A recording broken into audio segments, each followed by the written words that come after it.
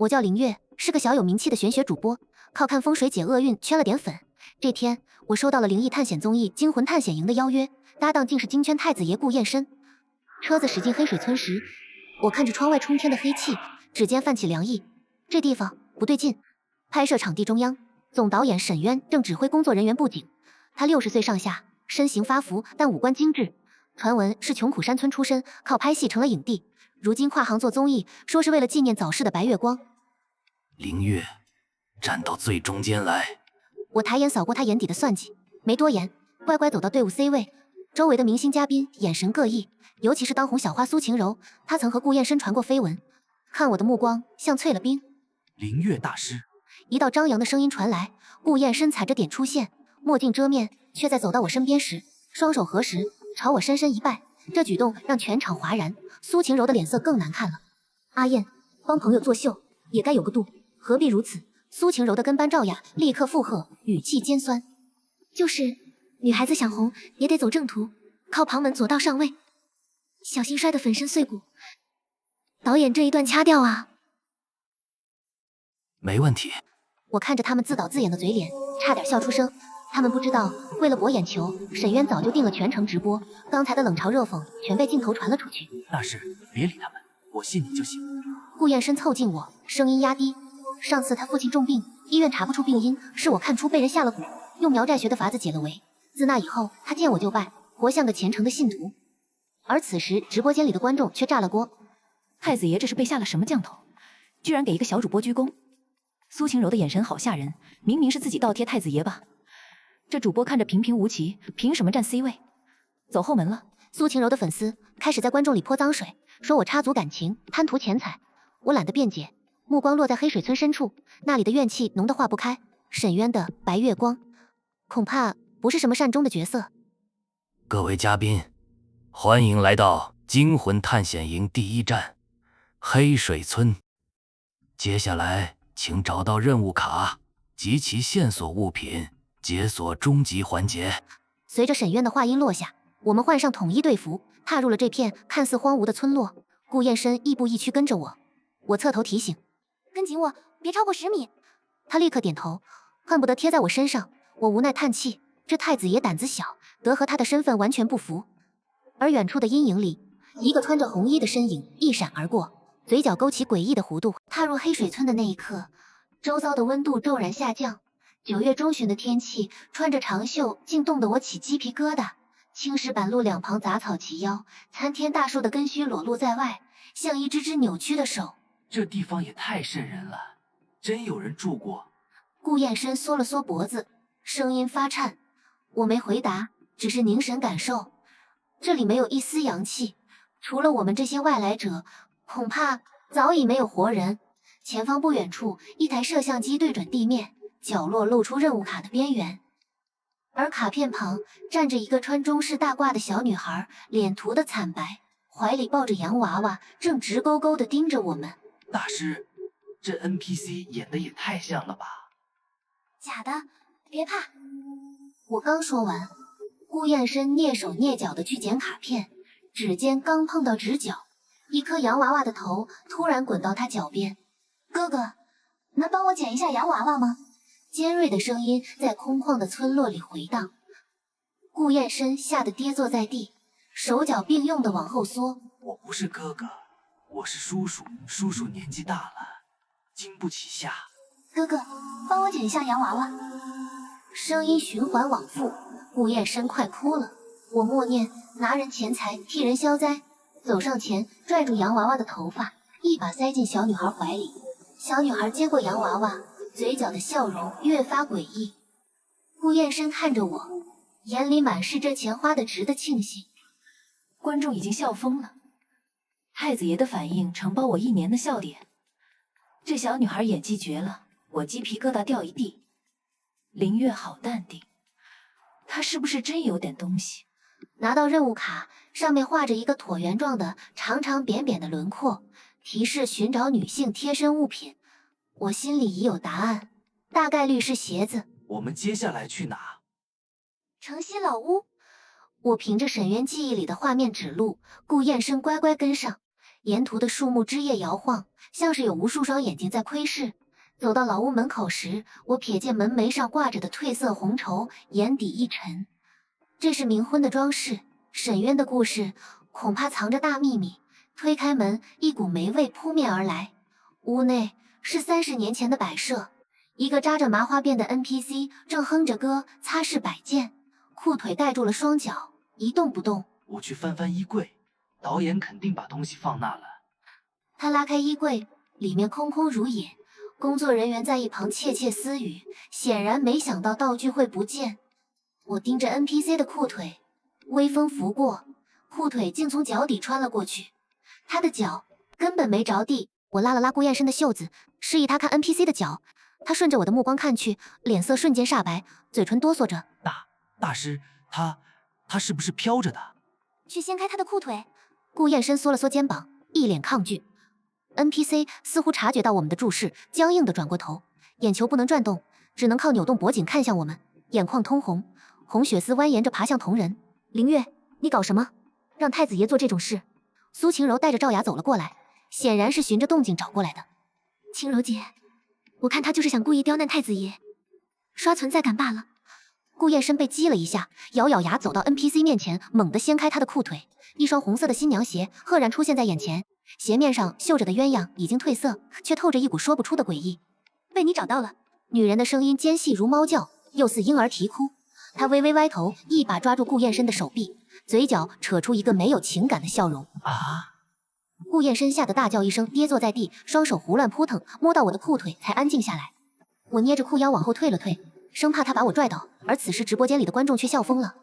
刚才那个笑容，我手机都扔了。本来觉得是综艺效果，现在有点慌了。这 NPC 也太逼真了吧！太子爷抱着林月裤腿的样子，像极了受委屈的大狗狗。工作人员们面面相觑，原本设定这里只是简单的人物介绍，没想到会出现这样的意外。但看着直播间飙升的热度，没人敢上前打断。走，去找下一组会合。我拉着顾燕生起身，他还在瑟瑟发抖，紧紧攥着我的袖子。苏晴柔不屑地冷哼一声，带着赵雅跟在后面。他的手好冷，不是正常的凉，是冰透了的那种。人死了，手自然是冷的。我淡淡开口，顾燕生的眼睛瞬间瞪圆，脸色苍白如纸。什么意思？他不是 NPC， 是真鬼。别说话。我从口袋里掏出一个小瓶子，里面装着我提前收集的牛眼泪。顾燕生立刻会意，接过瓶子，挤出液体滴进眼里。滴完牛眼泪的瞬间，顾燕生浑身剧烈颤抖。若不是我扶着他，他早就瘫倒在地。眼前的景象已经完全变了，浓重的黑雾笼罩着四周。刚才的 NPC 变成了穿着红嫁衣的女鬼，脚悬空着，灰白的皮肤裸露在外，长发湿漉漉的披散着，发梢滴落着深红色的液体，散发出淡淡的腥臭味。你们看到了？女鬼僵硬地转过头，没有生气的瞳仁透过黑发间隙死死盯着我们。她的目标不是我们，装作什么都不知道。顾燕生捂着嘴，不敢发出一点声音，疯狂点头。我压低声音，扯下身上的收音麦。这女鬼怨气虽重，却没有立刻动手，显然是在等某个人。沈渊，他们在干嘛？怎么突然不说话了？凌月为什么扯掉收音麦？有猫腻？苏晴柔的表情好嫌弃，她是不是也觉得不对劲了？我们跟着工作人员往小吃街走去，那里是苏晴柔组的任务场地。远远就听到苏晴柔尖锐的抱怨声穿透了浓重的黑雾。走进小吃街，就看到苏晴柔把一碗炸酱面摔在地上，嘴里的面吐得满地都是，还不停呸着：“什么破东西，又脏又难吃！节目组是故意刁难我吗？”晴柔姐别生气，这破综艺配不上你。工作人员的脸色很难看。副导演无奈之下，让 NPC 重新煮了一碗，当着苏晴柔的面吃了下去，还不忘夸味道不错。苏晴柔的脸色青一阵白一阵，显然觉得丢了面子。我怎么觉得那碗面有点不对劲？顾燕生凑近我，声音发颤。我点点头。他现在能看到阴气，自然能察觉到那碗面被女鬼碰过，早已没了原本的味道，只剩下一股腐朽的气息。直播间里的观众也在纷纷讨论。苏晴柔也太矫情了吧！工作人员欠她的，本来挺喜欢她的，现在路人转黑了，脾气也太差了。只有我注意到太子爷的脸色吗？他好像很不舒服。苏晴柔组的任务总算完成，另一组也找到了一封情书。天色渐渐暗了下来，沈渊通过对讲机通知我们，终极场地解锁，沈家老宅，也就是他的老家。各位嘉宾，你们找到的物品都和一个叫柳知薇的女孩有关。情书是他和爱人的信物，炸酱面是他最爱的食物，新娘鞋则是他出嫁时穿的。今晚，我们将还原他的故事。听到柳之薇这个名字，我身边的黑雾涌动得更厉害了，女鬼的气息越来越近。顾燕深紧紧挨着我，手心全是冷汗。沈家老宅的大门紧闭，门把手冰蓝色，握上去还有些黏糊糊的触感，用纸擦了好几遍都擦不掉。苏晴柔一把抢过工作人员手里的煤油灯，转头看向顾燕深：“阿燕，前面黑漆漆的，我们一起走吧。”不了，我跟灵月大师一起。顾燕深想都没想就拒绝了，还下意识抓住了我的衣角。苏晴柔的脸色瞬间变得难看。直播间的观众炸开了锅，太子爷这是彻底粘上灵月了。苏晴柔好尴尬，热脸贴冷屁股了，属于是。这老宅看着就吓人，关灯之后我不敢看了。苏晴柔不情不愿地推开门，所有人走进房间后，煤油灯突然熄灭，身后的大门哐当一声落锁，在黑暗中格外刺耳。女嘉宾们的尖叫声此起彼伏，顾燕深的声音尤为明显。别慌，我拍了拍她的手，假装脚下一绊，准确按到墙上的按钮，一道青黑色的光亮起，勉强能看清周围的景象。房间中央，一对中年夫妻坐在椅子上，脸涂的惨白，画着诡异的妆容。不准你跟那个姓沈的在一起，要嫁就嫁张家小子。我们已经给你定好亲事了，你必须听我们的。两人的声音尖锐凄厉，朝着我扑了过来。我一动不动，任由他们抓住我的手。他们愣了一下，转而冲向顾燕深。别抓我，我是男人，当不了你们的女儿。那模样让我有些扶额。我对着他做了个口型，假的。他立刻停止挣扎，拍了拍屁股站起来，装作什么都没发生过。顾燕深拖住那对 NPC 夫妻时，另一组嘉宾在房间角落找到了一张卡片，借着青黑色的光，我们看清那是一张结婚请帖，新郎是沈渊，新娘是柳之薇。现在，请各位前往大堂，见证这场迟到的婚礼。对讲机里传来沈渊的声音，带着一丝不易察觉的激动。我们跟着指引来到大堂，这里被布置成了结婚场地，四处都是红色的绸缎，却透着一股阴森的气息。沈渊穿着大红喜袍站在大堂中央，满脸喜气地接受工作人员的道贺，仿佛今晚真的是他结婚。苏晴柔站在一旁，脸色依旧难看，显然还在为刚才的拒绝耿耿于怀。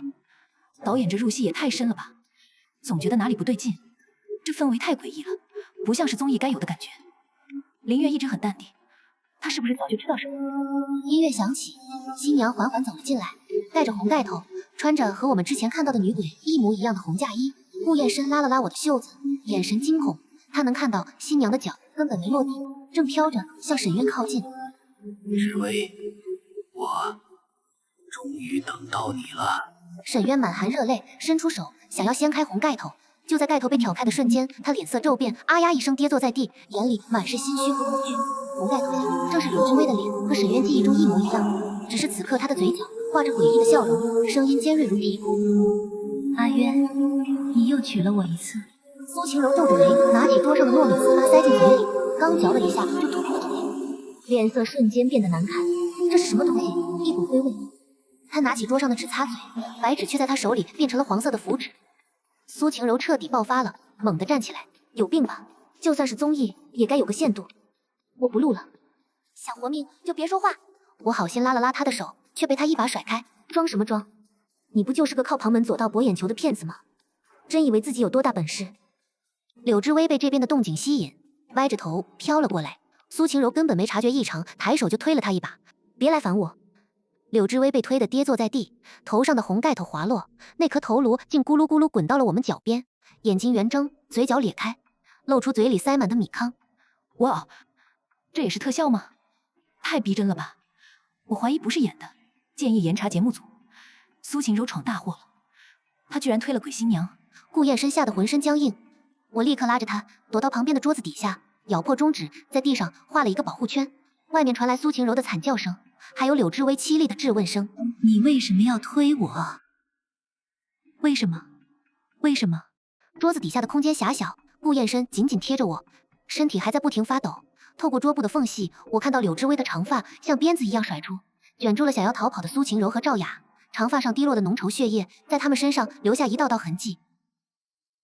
你们跑什么？不是来参加我和阿渊的婚礼吗？他的声音带着哭腔，又夹杂着疯狂的笑意。沈渊蜷缩在角落，浑身颤抖。不是我的错。大师，我们现在怎么办？他会不会找到我们？别怕，我的保护圈能挡住他。我压低声音安慰他，目光落在沈渊身上。通过他的记忆，我看到了真相。柳之薇的父母早就看出沈渊人品不佳，坚决反对他们在一起。可沈渊花言巧语骗走了柳之薇最珍贵的东西，柳家父母无奈，只能同意。婚后的沈渊彻底撕破伪装，酗酒嗜赌，输了钱就对柳之薇拳打脚踢。后来他输光了所有家产，竟把柳之薇抵给了债主。柳之薇宁死不屈，债主只能把他送回来。可沈渊并未收手，他见活的卖不掉，就把柳之薇卖给了刚死了儿子的人家，给他结了冥婚。那些人套上他的嫁衣，把他活活关在棺材里，任凭他哭喊求饶，直到断气。原来导演才是渣男，这故事也太惨了吧！柳之薇好可怜，被tru毒的。沈渊根本不是什么深情之人，也有什么彻头彻尾的恶魔。柳之薇的怨气越来越重，身上的黑雾翻涌，整个大堂的温度骤降。苏晴柔被长发勒得喘不过气，脸色发紫。赵雅早已吓得晕了过去。阿渊，你的故事编得真好，差点又骗了我。他飘到沈渊面前，长发死死缠住他的脖子。沈渊脸色涨红，拼命挣扎，却怎么也挣脱不开。放过我，之薇，我错了。错了。你把我关在棺材里的时候，怎么没想过放过我？你拿卖我的钱发迹，娶了影后，生儿育女的时候，怎么没想过放过我？柳之薇的声音陡然拔高，大堂里的桌椅开始剧烈摇晃，墙上的红绸缎纷纷掉落，露出后面斑驳的血迹。顾燕深吓得闭紧眼睛，双手捂住耳朵。柳之薇，你的父母还在等你。柳之薇的动作顿住了，黑雾涌动的速度慢了下来。你死后，你母亲受不了白发人送黑发人，没多久就去世了。你父亲怀疑你的死有问题，四处寻找真相，却被沈渊串通医生强行送进了精神病院，最后被折磨致死。他们到死都在念着你的名字。柳之薇的哭声响起，凄厉又绝望，她身上的黑气渐渐收敛，发红的瞳仁也恢复了些许清明。我爸妈，他们真的是，他们一直在地下等你，不愿轮回，就是想再见你一面。我慢慢掀开桌布，从桌子底下走出来。顾燕深紧紧跟在我身后，不敢离开半步。柳之薇飘在半空中，长发垂落，眼里的疯狂褪去，只剩下无尽的悲伤。原来还有这样的隐情，柳之薇太惨了。凌月怎么知道这些？他真的会通灵吗？沈渊活该，这种人渣就该受到惩罚。沈渊趁着柳之薇分神，想要偷偷溜走。阿渊，你以为你跑得掉吗？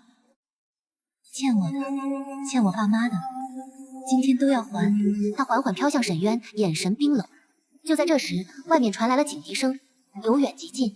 我拿出手机晃了晃，早在进入黑水村时，我就预感不妙，提前报了警。警笛声越来越近，柳之薇的动作停了下来，转头看向我，眼神复杂。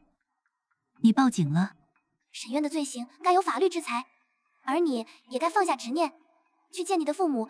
大门被警察推开，刺眼的灯光照进大堂，所有人都下意识地眯起了眼睛。警察看到里面的景象也愣住了，尤其是看到飘在半空中的柳之薇，还有地上的血迹和昏迷的赵雅，立刻拔出了手铐。所有人不许动。沈渊像是抓住了救命稻草，挣扎着爬向警察。警察同志，救我！有鬼，他是鬼。警察看着他语无伦次的样子，又看了看周围的环境，显然有些怀疑。柳之薇的身影渐渐变得透明，他的目光落在沈渊身上，带着无尽的恨意。沈渊，就算到了地狱，我也不会放过你。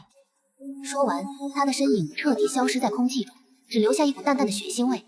大堂里的诡异氛围瞬间消散，温度也恢复了正常。鬼不见了，是被警察吓跑了吗？原来真的有鬼。我世界观崩塌了，沈渊肯定会被判刑，太解气了。苏晴柔瘫坐在地上，还在瑟瑟发抖，嘴里不停念叨着对不起。沈渊先生，请你跟我们走一趟，配合调查。沈渊还想辩解，但看到警察严肃的表情，只能乖乖戴上手铐，被带了出去。顾燕深这才松了一口气，腿一软，差点摔倒。安全了，暂时安全了，但柳之薇的执念还没完全消散，我得帮他破除镇压。我想起沈渊记忆里的八角井，他当年发迹后曾回来把柳之薇的尸骨挖出来，埋在八角井下，还设了阵法，想让他魂飞魄散。正是因为这个阵法，柳之薇才被困在黑水村无法离开。警察留下几个人保护现场。我带着顾燕深和一位年长的警察前往村后的八角井，井台上布满了灰尘，周围的杂草长得比人还高，透着一股阴森的气息。大师，他的尸骨就在下面。沈渊设的阵法压制了他的魂魄，只要挖出尸骨，让他入土为安，他就能去见他的父母了。警察立刻联系了挖掘队，看着井台上诡异的符文，我从口袋里掏出一张符纸，点燃后扔进井里。符纸燃烧的瞬间，井里传来一阵呜咽声，像是柳之威的道谢。挖掘队连夜作业，第二天一早，终于从八角井下挖出了一具残破的尸骨，身上还残留着红嫁衣的碎片。我让人找来干净的骨灰盒，小心翼翼地将尸骨收敛起来。凌月小姐，沈渊已经全部招供了。他承认杀害柳之威，还有当年串通医生迫害柳父的罪行。警察的话让我松了口气。顾燕深站在一旁看着骨灰盒，眼神复杂。他真的太可怜了，沈渊怎么能这么狠心？善恶终有报，他会为自己的行为付出代价。我们把柳之威的骨灰带到了他父母的坟前，两座坟墓早已荒芜，墓碑上的名字都快看不清了。我将骨灰盒放在中间，点燃了3炷香。香燃到一半时，一阵微风吹过，坟前的杂草轻轻晃动，像是有人在点头。我知道柳之威终于见到了他的父母，执念彻底消散了。终于结束了，柳之威可以安息了。凌月真的太厉害了，不仅会抓鬼，还帮受害者沉冤得雪。这综艺虽然惊悚，但结局太解气了。回到市区后，惊魂探险营的直播早已停播，相关话题却霸占了热搜。苏晴柔的人设彻底崩塌，脱粉无数，还被狗仔爆出有金主的黑料，事业一落千丈。他试图起诉节目组，但证据确凿，最后只能不了了之。顾燕深因为在节目中的怂萌表现圈了不少粉，更让人意外的是，他居然公开表示以后要拜我为师，学习玄学。大师，就收我为徒吧，我以后一定好好学，绝不偷懒。你还是好好当你的太子爷吧，玄学不适合你。我无奈拒绝，他却不死心，每天都来我的直播间打卡，还主动帮我宣传。我的直播间人气暴涨，不少人都来求我看风水解厄运。半个月后，法院对沈渊的案件进行了宣判，他因故意杀人罪、诬告陷害罪等多项罪名被判处无期徒刑。入狱后没多久，就传来他精神失常的消息，每天在监狱里哭喊着柳之威的名字，下场凄惨。大师，你看我说的没错吧？善恶终有报。我看着窗外的阳光，心里一片平静。这段灵异综艺的经历像是一场噩梦，却也让我明白了，正义或许会迟到，但绝不会缺席。顾燕深依旧每天缠着我，想要学玄学，我拗不过他，只能教了他一些基础的护身方法。他学得格外认真，还把我教的符纸随身带着，逢人就炫耀。太子爷这是彻底沦为凌月大师的迷弟了，求大师开课，我也想学习护身方法。凌月大师什么时候再参加综艺？我还想看。有不少综艺节目前来邀约，但都被我拒绝了。我更喜欢现在的生活，每天直播解答粉丝的问题，偶尔帮人看看风水，平淡又充实。这天，顾燕深又来我家做客，手里还提着一堆礼品。大师，我爸让我来谢谢你。自从上次你帮他解了蛊，他的身体一直很好，生意也越来越顺。举手之劳。我给他倒了一杯茶，他接过茶杯，小心翼翼地从口袋里掏出一张符纸。大师，这是我自己画的护身符，你帮我看看画的对不对？我看着符纸上歪歪扭扭的线条，忍不住笑了。阳光透过窗户洒进来，照在符纸上，也照在顾燕深认真的脸上。或许这场意外的灵异之旅，不仅让柳之威沉冤得雪，也让我收获了珍贵的友谊。而那些黑暗的过往，终将被阳光驱散，留下的是对生命的敬畏和对正义的信仰。柳之威安息后的第3天，我正对着直播间粉丝讲解基础护身符的画法，顾燕深突然带着警方的消息找上门。他手里攥着一叠泛黄的文件，脸色比之前在黑水村时还要凝重。大师，警方说沈渊在狱中翻供了，否认迫害柳伯父，还说当年是柳伯父自愿进精神病院的。我放下手里的符纸，接过文件翻看，里面是沈渊的新供词，还有当年精神病院的残缺档案，关键页都被撕毁了。显然沈渊早有准备，想靠销毁证据脱罪。走，去一趟青山精神病院就职。青山精神病院10年前就废弃了，坐落在城郊半山腰。车子开到山脚下，我就察觉到淡淡的怨气，不是柳之威的，而是带着男性的隐忍与不甘，是柳父的残留执念。顾燕深紧紧跟着我，手里攥着我之前给他的护身符，脚步却比从前稳了些。旧址围墙斑驳，铁门锈迹斑斑，推开时发出刺耳的吱呀声。院内杂草丛生，破碎的玻璃窗像空洞的眼睛。风穿过走廊时，传来呜呜的声响，像有人在低声哭诉。这里比黑水村还压抑，柳伯父当年得受了多少苦啊！我没说话，凝神感受怨气的来源，径直走向2楼最里面的病房。房门虚掩着，上面还留着几道抓痕，显然是有人当年拼命想要挣脱。推开门，墙上贴满了歪歪扭扭的字，都是知威，沈渊害我冤枉。看得我头皮发麻，柳伯父太可怜了。沈渊这个杂碎，居然把人逼到这份上。太子爷这次没死，进步了。怨气在房间中央凝聚，渐渐形成一个模糊的老人身影，正是柳夫。他穿着破旧的病号服，双手不停地抓着墙壁，嘴里反复念叨着：“知薇，没事吧？”顾燕深轻声开口。柳夫的身影顿了顿，缓缓转过头，浑浊的眼睛里满是痛苦。我立刻拿出柳知薇的骨灰安置证明，递到他面前。柳伯父，知薇已经和你们团聚了，沈渊也被抓了。我们来是想找证据，让他为对你做的事付出代价。柳父的身影颤抖起来，怨气渐渐柔和。他抬手指向墙角的地砖，然后慢慢消散在空气中。我立刻让人撬开地砖，下面藏着一个铁盒，里面装着当年的日记和几张汇款单。日记里详细记录了沈渊如何买通医生伪造病历，如何指使护工虐待他，还有他偷偷藏起来的护工收受贿赂的汇款单。原来柳父当年偷偷联系过律师，却被沈渊发现，不仅截获了信件，还加重了对他的折磨。太好了，有了这些，沈渊再也翻不了天了。我看着日记里字字泣血的文字，心里一阵沉重。这时我的手机响了，是警方打来的，说苏晴柔为了减刑，主动提供了沈渊当年贿赂节目组工作人员，刻意营造灵异氛围的录音。善恶终有报，他跑不掉的。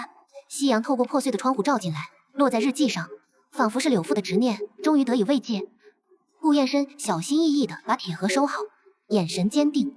我知道这场关于救赎与正义的较量，我们又进了一步。带着铁盒里的证据回到市区，我们立刻把东西交给了警方。负责案件的警官看着日记和汇款单，脸色凝重，说会立刻补充侦查，让沈渊的罪行无所遁形。顾燕深怕我累，非要请我吃晚饭。饭桌上，他手机不停弹出消息，都是关于苏晴柔的。苏晴柔这下彻底凉了。她提供录音后，网友扒出她之前为了资源和沈渊有过不正当交易，现在所有代言都解约了，金主也和她撇清了关系。我拿起手机翻看热搜，苏晴柔滚出娱乐圈，苏晴柔沈渊不正当关系霸占了前2名，下面全是网友的怒骂和抵制，还有人放出她之前耍大牌的视频，口碑彻底烂到了谷底。苏晴柔这是自作自受，早知道当初就不该推柳知薇，现在才想着卖沈渊求减刑，太晚了。心疼柳家一家3口，还好有林月大师和太子爷帮忙。帮我查一下当年给柳伯父看病的医生，还有那个收受贿赂的护工。好嘞，我马上让人查。这些人当年帮着沈渊做恶，也不能放过他们。第2天一早，顾燕深就带来了消息，当年的医生已经退休，住在林氏，护工则因为其他盗窃案正在监狱服刑。我们立刻动身前往林氏，找到那位医生的家。开门的是一位头发花白的老人，看到我们，眼神瞬间慌乱，想要关门。顾燕深立刻拦住他，说明来意后，老人沉默了很久，终于让我们进了屋。我对不起柳先生，对不起知薇小姐。老人捂住脸，声音哽咽。他说当年沈渊给了他一大笔钱，还威胁他家人的安全，他没办法才伪造了柳父的精神病病历。这些年他一直活在愧疚里，每天都在忏悔。沈渊还让你做了什么？他让我定期给柳先生注射镇静剂，还不让他见任何人。后来柳先生不行了，他又让我伪造了自然死亡的证明，把尸体偷偷埋在了精神病院后山。老人的话让我们心头一沉，顾燕深立刻联系警方，去精神病院后山挖掘，果然找到了柳父的尸骨。随后我们又去监狱见了那位护工，他也如实交代了当年受沈渊指使虐待柳父的事实，还提供了沈渊给他的亲笔指示信。这下证据链全齐了，沈渊就算有天大的本事，也逃不掉。回去的路上，我接到了直播间粉丝的消息，说黑水村的村民自发组织起来，想修缮柳家的坟墓，还邀请我和顾燕深回去参加奠基仪式。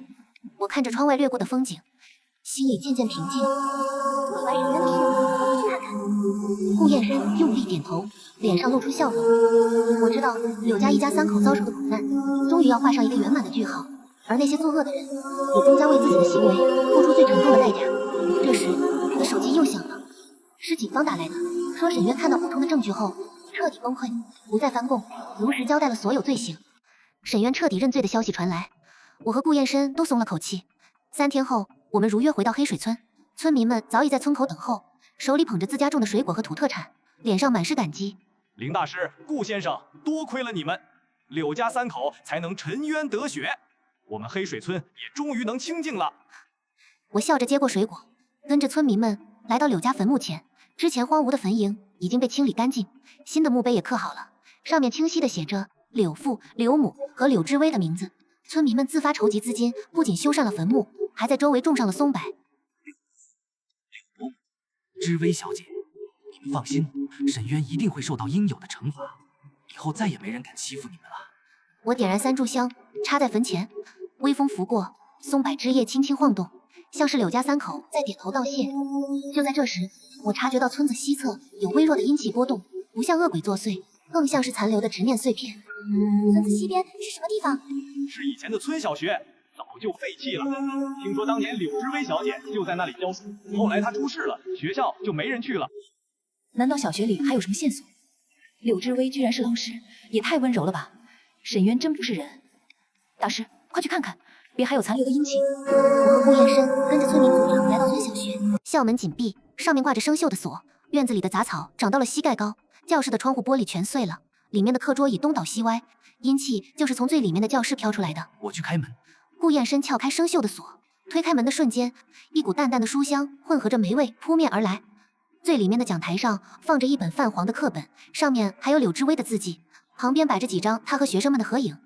照片上的他笑容温柔，眼里有光，阴气在照片周围凝聚，渐渐形成几个小小的身影，是当年柳之威教过的学生。他们围着照片小声念叨着刘老师，眼里满是思念。你们是想再见刘老师一面吗？小身影们纷纷点头，声音稚嫩又委屈。我拿出之前收敛柳之威尸骨时留下的一缕灵犀，放在照片前，灵犀渐渐凝聚成柳之威的身影。他穿着素雅的连衣裙，温柔地看着孩子们。孩子们，老师来看你们了。孩子们围着柳之威欢快地打闹着。顾燕深站在一旁，眼眶有些发红，悄悄拿出手机记录下这温馨的一幕。过了一会儿，孩子们的身影渐渐消散，柳之威也转头看向我，眼里满是感激。谢谢你，凌月。也谢谢顾先生。柳之威的身影渐渐透明，融入荧光中。我知道，这次他是真的放下了所有执念，和父母学生的义气，安心轮回了。离开小学时，村民们说以后会把小学修缮好，改成柳之威纪念馆，让村里的孩子都记得这位温柔的老师。大师，我们也算做了一件好事。我点点头，看着阳光洒满黑水村的田野，心里一片温暖。这时，警方打来电话，说沈渊的案件已经移送检察院，不日就会开庭审理，让我们留意开庭时间，需要时出庭。回到市区后，我和顾燕深开始等待沈渊案件的开庭通知。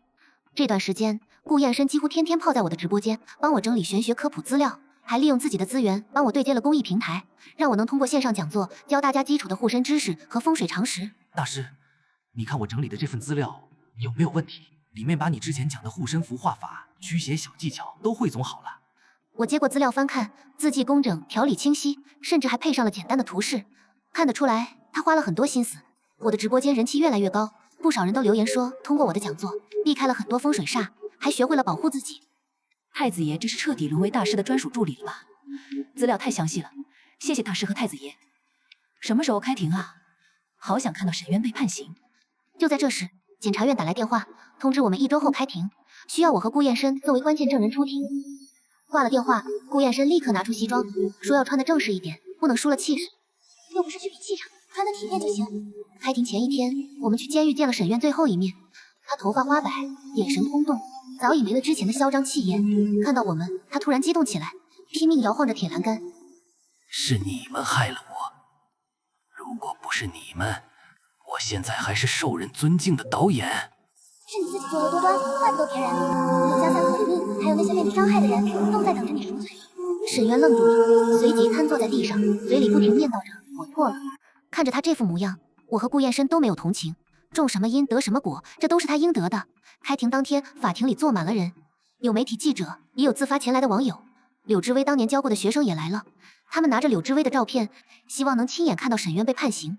庭审中，检察官出示了我们找到的日记汇款单、护工和医生的证词，还有苏晴柔提供的录音，证据确凿。沈渊对自己的罪行供认不讳，当庭表示认罪认罚。被告人沈渊犯故意杀人罪、诬告陷害罪、行贿罪、虐待罪，数罪并罚，判处死刑，剥夺政治权利终身。听到判决结果，法庭里响起了热烈的掌声。柳之威的学生们抱着照片哭着说：“刘老师报仇了。”我和顾燕深对视一眼，都松了口气。正义或许会迟到，但从来不会缺席。太好了，沈渊终于得到惩罚了。走出法庭，阳光正好。建成后想邀请我和顾燕深回去剪彩，我笑着答应了。这时我的手机又响了，是一个陌生号码打来的，对方说自己家里闹鬼，想请我过去看看。看来又有新的事情要做了。顾燕深立刻拿起外套，一脸兴奋地说要跟我一起去。或许这场意外的灵异之旅真的改变了我们2个人的生活。打来电话的是一位姓林的女士，她说自己刚买了一套2手房，入住后每天晚上都能听到女人的哭声，家里的东西也会莫名移动，找了好几波道士都没用，偶然在直播间看到我，就想请我过去看看。我和顾燕深立刻驱车前往林女士家。林女士的家在一个老旧小区，刚走进楼道，我就察觉到淡淡的阴气，怨气不重，却带着深深的悲伤。打开房门，一股阴冷的气息扑面而来。客厅的窗帘紧闭，即使是白天也显得格外昏暗。林大师、顾先生，你们可来了。每天晚上12点，我都能听到卧室里有女人哭，床头柜上的杯子也会自己挪位置，我都快吓疯了。林女士，别害怕，有大师在，肯定能解决。我走进卧室，阴气比客厅更重，来源是衣柜后面。我让顾燕深帮忙移开衣柜，墙壁上有一个小小的暗格，里面放着一个首饰盒。打开首饰盒，里面装着一条珍珠项链，还有一张老照片，照片上的女人穿着婚纱，笑容甜美。难道是这条项链的主人？看着好可怜，是不是有什么未了的心愿？太子爷居然敢主动移衣柜了，勇气可嘉。阴气在照片周围凝聚，渐渐形成一个穿着婚纱的女人身影。她看着项链，眼里满是悲伤，嘴里不停念叨着我的婚礼。你是在这里等你的未婚夫吗？女人点点头，声音哽咽。她说自己叫陈雪，30年前她和未婚夫准备在这里举行婚礼，可婚礼前一天，未婚夫出了车祸去世了。她受不了打击，在卧室里自杀了。临死前把项链和照片藏在了暗格里，执念不散，一直留在这里，等着未婚夫回来。太可惜了，这么好的感情。我拿出一张符纸，点燃后放在照片前。你的未婚夫一直在等你，他不想看到你这样执念不散，放下吧，去和他团聚。陈雪的身影颤抖起来，看着项链，慢慢露出了笑容。谢谢你。陈雪的身影渐渐透明，融入空气中，项链上的光泽也变得柔和起来。太感谢你们了，我以后再也不用害怕了。这条项链我会好好保管，就当是纪念陈雪小姐。离开林女士家后，顾燕深一脸崇拜地看着我。大师，你也太厉害了，居然这么轻松就化解了执念，什么时候才能像你一样啊？先把基础的符纸画好再说。我们正说着话，顾燕深的手机响了，是助理打来的，说沈渊在狱中不服判决，提起了上诉，但法院驳回了他的上诉，维持原判，死刑将在1个月后执行。太好了，这下沈渊彻底平静了。我点点头，心里一片平静。这时，我的直播间收到了很多留言，都是网友们发来的求助信息，希望我能帮忙解决灵异困扰。我看着这些留言，和顾燕深商量，决定开设线上公益咨询，免费帮有需要的人答疑解惑。线上公益咨询开设的第1天，我的直播间就被挤爆了，网友们纷纷留言，分享自己遇到的灵异现象，我一一耐心解答，教他们化解的方法。大师，这个网友说自己家孩子总说看到奇怪的叔叔，是不是撞邪了？我接过手机翻看，网友说自己5岁的儿子每天晚上都指着衣柜，说里面有个穿黑衣服的叔叔。自从孩子说过之后，家里的东西就经常丢失，孩子也变得越来越胆小。让他晚上在孩子床头放一把桃木剑，再点一盏长明灯，明天白天把衣柜彻底清理一遍，看看有没有残留的阴气。如果不行，我们就过去看看。桃木剑和长明灯有用吗？我家也有类似情况。大师好温柔，耐心解答每一个问题。太子爷当助理越来越熟练了，分工明确。就在我们忙着解答网友问题时，苏晴柔的名字突然上了热搜，点进去一看，原来是她因为欠了巨额违约金，又找不到工作，居然去夜市摆摊卖衣服，被网友拍了下来，遭到了嘲讽。真是活该，当初那么嚣张，现在落得这个下场。我看着照片里苏晴柔憔悴的样子，没有太多情绪，她的结局都是自己选的。如果当初她没有那么虚荣，没有帮着沈渊作恶，也不会落得这般境地。第2天一早，那位网友给我发来消息，说按照我说的方法做了，清理衣柜时发现了一件不属于他们家的黑衣服。烧掉衣服后，孩子再也没说看到奇怪的叔叔，家里也恢复了正常。他还特意给我发了一个红包，被我拒绝了。公益咨询本就不该收费。接下来我们去一趟黑水村吧，看看纪念馆的进度。好啊，我早就想去了，还带了些文具给村里的孩子。我们驱车来到黑水村，柳之威纪念馆已经基本建成了，里面摆放着他当年用过的课本、照片，还有村民们自发捐赠的物品。村民组长带着我们参观，脸上满是自豪。林大师、顾先生，等纪念馆开业，我们想请你给孩子们讲一堂课，讲讲知薇小姐的故事，也讲讲玄学知识，让孩子们学会保护自己。好，就在这时，我的手机响了，是监狱打来的，说沈渊知道自己时日无多，精神彻底崩溃，每天都在监狱里哭喊着柳之薇的名字，不吃不喝，身体已经快不行了。他这是害怕了，现在知道后悔了，太晚了。我看着纪念馆里柳之薇温柔的照片，轻声说：“他的忏悔，柳之薇已经听不到了。”阳光透过窗户照进来，落在照片上，仿佛是柳之薇在诉说着对过往的事。从黑水村回来后，我开始准备给村里孩子讲课的内容，顾燕深则忙着联系厂家，定制了一批桃木护身符，打算送给村里的每个孩子。就在这时，我们接到了一个特殊的求助，黑水村的开发商想请我们过去，说工地里出了怪事。开发商想在黑水村旁边建一个生态旅游区，可工地开工后，每天都有工人受伤，施工设备也会莫名损坏。找了风水先生来看，说是冲撞了神灵，让他们停工。开发商没办法，只能请我们过去看看。肯定是沈渊当年设的阵法还有残留，或者是有其他的阴气作祟。我们赶到工地时，工人们都围在一旁，脸色慌张。工地中央的地基上有一个巨大的土坑，里面散发着淡淡的阴气。我走近一看，发现土坑里埋着几块破碎的棺材板，上面还刻着诡异的符文，是沈渊当年设阵时用的材料。被施工队挖出来后，阴气扩散，才导致事故频发。又是沈渊搞的鬼，死了都不安生。快把这些棺材板处理掉，别再害人了。大师，快出手，救救黑水村！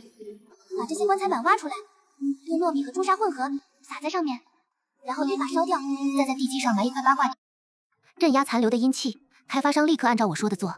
顾燕深帮着工人搬运棺材板，虽然还是有些害怕，但还是硬着头皮上了。烧掉棺材板时，一股黑烟升起，里面夹杂着淡淡的怨念，很快就被阳光驱散了。太感谢你们了，以后再也不敢随便挖地基了。这个旅游区建成后，不要破坏黑水村的原有风貌，也要保护好柳之薇纪念馆，否则还会出怪事。一定一定，我们会把纪念馆纳入旅游区的一部分，让更多人知道柳之薇小姐的故事。处理完工地的事，我们回到黑水村，正好赶上村里的祭祀活动。村民们杀了猪宰了羊，祭祀柳家三口和村里的先祖，感谢他们保佑村子平安。我和顾燕深也被邀请参加，和村民们一起吃了团圆饭。吃饭时，村民们告诉我们，苏晴柔曾经来过黑水村，想求村民们原谅她，还想直播卖村里的土特产赚钱，结果被村民们赶跑了。现在她彻底消失在了公众视野，听说去了外地打工，日子过得很艰难。这都是她应得的。她那么对柳之薇小姐，我们没追究她的责任就不错了。晚上，我和顾燕深住在村里的民宿。半夜，我接到了监狱的电话，说沈渊在凌晨时分因为多器官衰竭去世了。临死前，手里还攥着一张柳之薇的旧照片，嘴里念叨着对不起。一切都结束了。顾燕深醒过来，听到我说的话，点了点头。窗外的月光洒进来，温柔而安静。黑水村的夜晚终于不再有诡异的阴气，只剩下安宁与祥。沈渊去世的消息传开后，网上一片哗然，大部分网友都表示大快人心，说这是他罪有应得。我和顾燕深则忙着筹备柳之薇纪念馆的开业仪式，还有给村里孩子讲课的事。开业仪式当天，黑水村张灯结彩，村民们都穿着喜庆的衣服。柳之薇当年教过的学生也来了，还有不少网友特意从外地赶来，想见证这一时刻。仪式上，我和顾燕身为纪念馆剪彩，村民组长讲述了柳之薇的故事，不少人都流下了感动的泪水。我希望大家能记住柳之薇小姐，记住她的温柔和善良，也记住善恶终有报的道理。太子爷说得好，善恶终有报，天道好轮回。以后有机会一定要去黑水村参观纪念馆。感谢大师和太子爷，让刘老师被更多人记住。剪彩结束后，我给村里的孩子们讲课，讲了柳之薇的故事，也教了他们基础的护身方法，比如如何辨别阴气，如何画简单的护身符。孩子们听得格外认真，纷纷举手提问。顾燕深则在一旁帮忙分发提前准备好的。结束后，一位当年柳之薇教过的学生给我和顾燕深递来了一封信，信里写着对柳之薇的思念，还有对我们的感谢。他说以后会经常来纪念馆帮忙，把柳之薇的故事讲给更多人听。好，我们一起努力。离开黑水村后，我和顾燕深回到市区，继续开展线上公益咨询。我的直播间不仅讲玄学知识，还会分享柳之薇、陈雪的故事，传递正能量。越来越多的人加入进来，成为公益咨询的志愿者，帮着解答网友的问题。这天，顾燕深兴奋地告诉我，他联系了一家出版社，想把我们遇到的灵异案例、玄学知识整理成一本书。出版后 ，Proceeds 全部捐给公益组织，帮助更多有需要的人。大师，你觉得怎么样？这样就能让更多人学会保护自己，也能传递正能量。可以，不过要注意，不能传播封建迷信，只讲科学能解释的现象和基础护身方法。放心吧，我都想好了，会严格把控内容。就在我们忙着整理书稿时，接到了李女士的电话，她说自己怀孕了，特意来感谢我们，还说要给孩子取名念雪，纪念陈雪。我笑着祝福她，心里满是温暖。原来玄学不仅能化解怨气，还能见证这么多美好的瞬间。书稿整理得很顺利，顾燕深找了专业的编辑帮忙校对，还配上了我画的符纸图示和风水布局图。就在这时，我们接到了一个紧急求助，市立医院的儿科病房最近总出怪事，很多孩子半夜哭闹不止，医生查不出原因，只能请我们过去看看。我们赶到医院时，儿科病房的走廊里挤满了焦虑的家长。护士长告诉我们，最近1周，每天凌晨2点，病房里就会传来奇怪的歌声，孩子们听到歌声后就会哭闹，身上还会出现淡淡的淤青，检查却一切正常。会不会是有恶鬼作祟？我走进病房，立刻察觉到一股阴冷的怨气，来源是走廊尽头的储物间。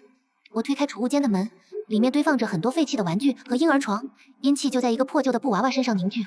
布娃娃，好吓人，不会是以前夭折的孩子留下的吧？孩子们太可怜了，大师快想想办法，希望不是恶鬼给伤害孩子们。布娃娃的眼睛是黑色的纽扣，身上穿着破旧的粉色裙子，阴气渐渐凝聚成一个小小的身影，是一个3岁左右的小女孩。她抱着布娃娃，小声唱着儿歌，眼里满是孤独。你为什么在这里唱歌？小女孩抬起头看着我，声音稚嫩。我找不到妈妈了，唱歌给妈妈听，妈妈就会来接我了。原来小女孩叫乐乐，1年前因为重病去世，临死前妈妈说会来接她，她就一直在这里等。歌声是妈妈教她的。乐乐乖，我们帮你找妈妈。顾燕深蹲下来，温柔地看着乐乐。我立刻联系医院，查乐乐妈妈的联系方式。医院很快就找到了乐乐妈妈的电话。她接到电话后，立刻赶到了医院。乐乐，妈妈来了。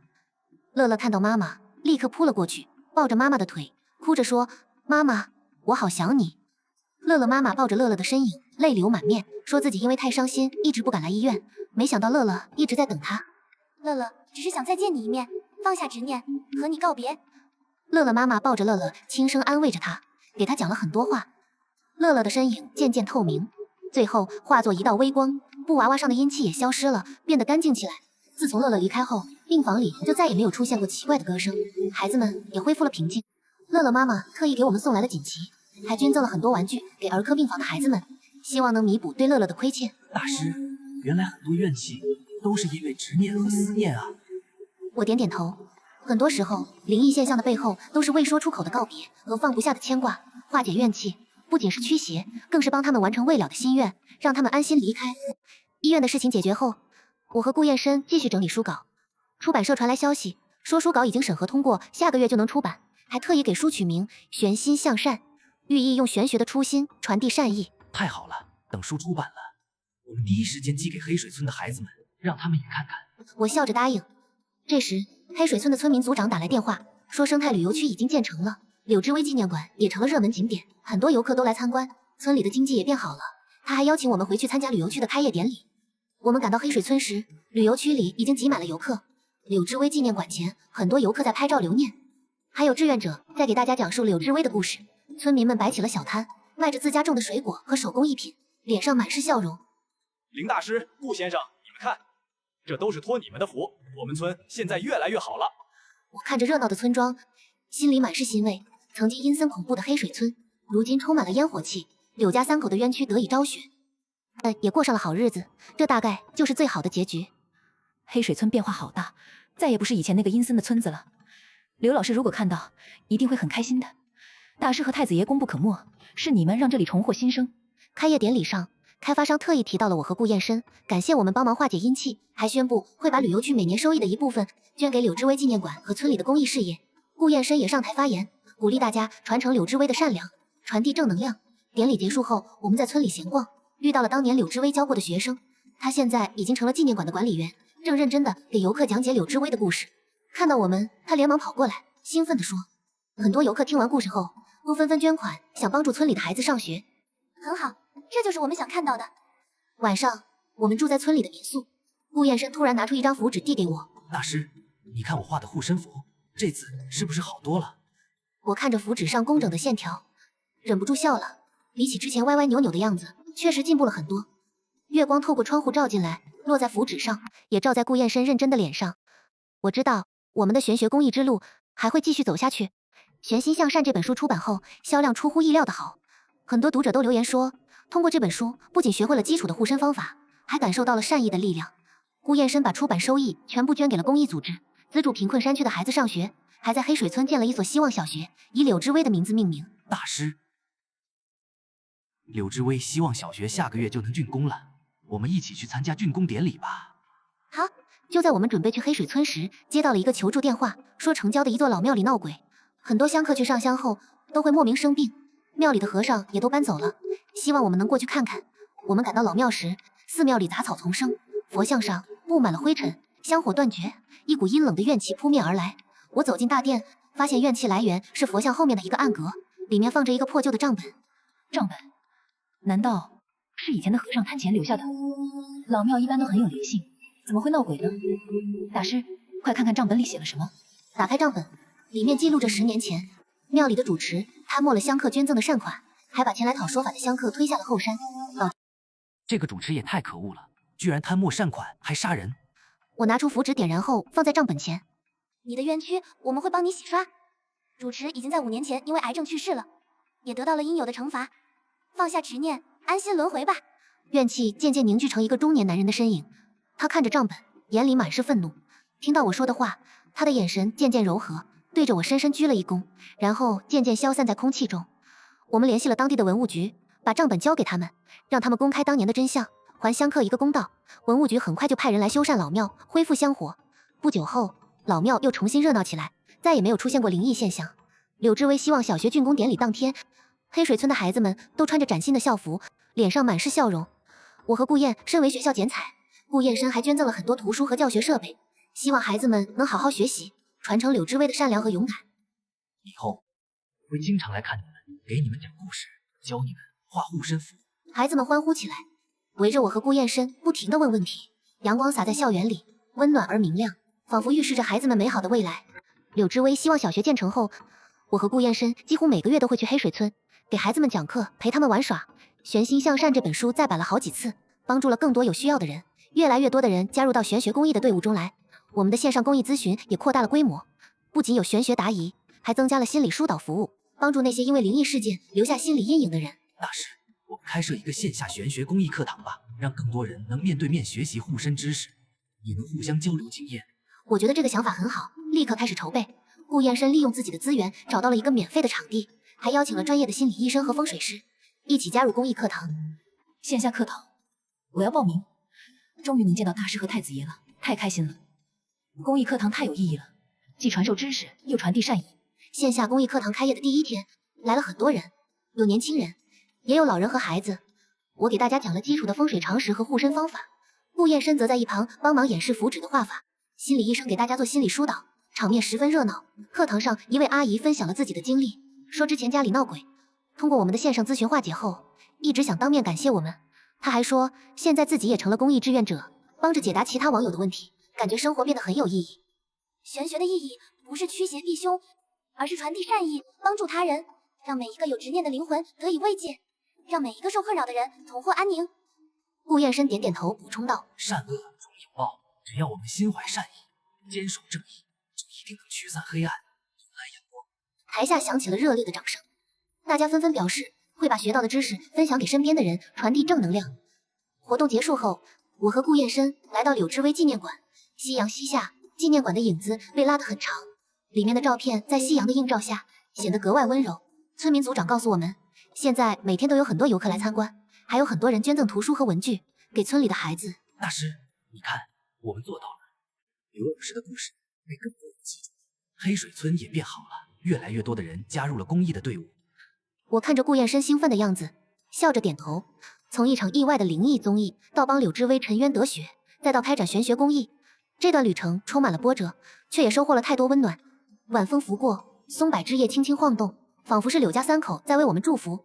我知道玄学公益之路还很长，但只要我们心怀善意，携手同行，就一定能帮助更多的人，让这个世界变得更加温暖。